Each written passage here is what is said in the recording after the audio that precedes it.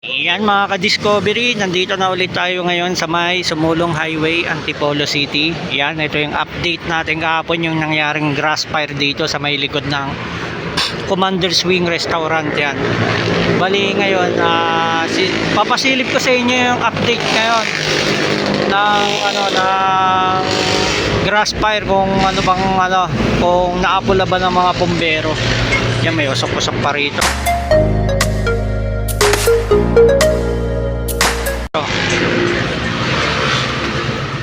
Yan, ito medyo mataas kasi itong lugar na to, bangin na to. Yan, napakalaking grass fire yan, laki ng kabahayan. Buti napigilan. Yan, puro bahay na pala rito. Yan, oh.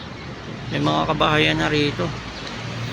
Buti na lang yung grass fire na napigilan nila, kasi kung nagtuloy-tuloy yan, ayan, ang dami mga kabahayan dito. Yan, oh. Gandun, pwedeng abuti ng sunog kung hindi nila napigilan tong grass fire na to. Yan, mula rito sa may baba. Yan, ang gandun, oh. Yan, kumapang yung grass fire kahapon dito. Kahapon napadaan din kasi ako dito. Nag-vlog ako, nagmamadali kasi ako. Nag-video ko ng saglitan lang. Sabi ko, i-update ko yung mga manonood natin sa YouTube kung anong nangyari dito sa grass fire. Yan, ito nga yung nangyari, oh. Yan. Napulan nila ng maayos yung so dito umakyat din yata dito yung grass fire. Ayan, yan, sunod na sunod hanggang dito, umabot dito. Yan, kasi kung umakyat yung rito, sunod din tong na to, establishment na to. Itong Commander's Wing na to, ang dami pa namang kumakain dito pag gabi. Yan.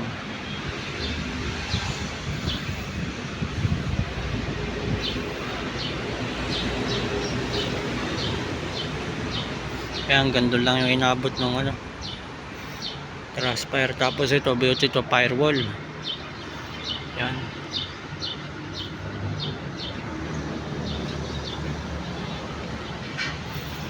Yan lang ang delikado sa grass fire, lalo na kapag ngayon yung ngayon ng fire prevention month ngayon, kasi tag-init na, mabilis nang magkasunog ang kagaya na itong mga tuyong damo. Mabilis gumapang yung yung apoy. Yan, buti na apula na yung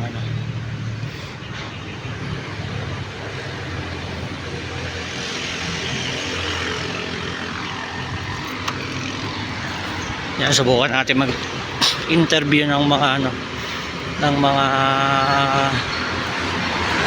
dito sa wing commander. Yan, tanong lang tayo. Dito nakapula yung apoy. Okay. Boss, magtatanong lang, ano oras na pula yung apoy kahapon? Yun dito, yung grass fire kahapon. Ano oras na patay yung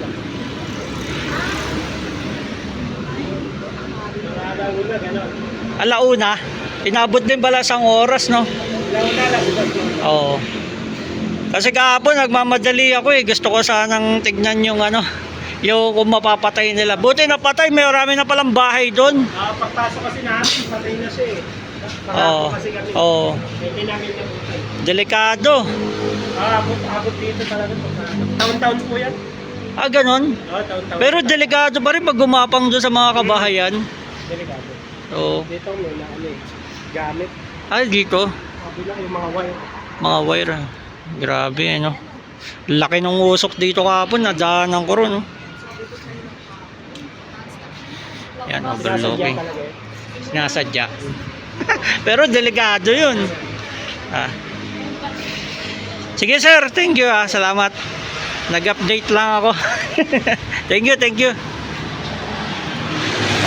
Iyan mga ka-discovery, yun yung update natin.